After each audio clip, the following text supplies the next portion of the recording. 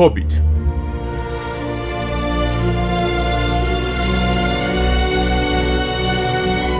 Տաս փաստ Հոբիտ ֆիլմի մասին, որ քչերը գիտեն։ Առաջին. Փիթեր Ջեքսոնը գրեթե փլուզվել էր նախագծի ընթացքում։ Նա ստիպված էր սկսել նկարահանումը առանց պատրաստի սցենարի։ Օրերով չէր քնում, որ ֆիլմը հասցնի ավարտին։ Երկրորդ. Սկզբում ռեժիսորը ուրիշն էր՝ Գիլերմո դել Տորո։ Նա աշխատել է ֆիլմի վրա շուրջ 2 տարի, սակայն ֆինանսական խնդիրների պատճառով հեռացել է։ Նրանից հետո ամբողջ նախապատրաստությունը գրեթե զրոյացվել եւ սկսվել է նորից։ Երրորդ. Ֆիլմը պետք է լիներ 2 մասից։ Երրորդ մասը ավելացվել է նյութի շատությունից։ Սա շատերին է զարմացրել, բայց մի պահ պատկերացրեք առանց 5 զորքերի ճակատամարտի։ 4. Դերասանները հաճախ չգիտեին ինչ են խաղում։ Ամենուր կանաչ ֆոն էր։ Դերասանները ստիպված էին իրենց երևակայությունը գործի դնել ըստ ռեժիսորի բացատրության։ Ֆիլմը նույնիսկ քննադատվում էր չափազանց CGI լինելու համար։ Դերասանները գոբլինի տեսարանների ժամանակ նույնիսկ չէին կարողանում զսպել ծիծաղը, քանի որ նրանք գոյություն չունեին, նրանք խաղում էին օդի հետ։ Խնդրում եմ հետևեք էջին։ 5.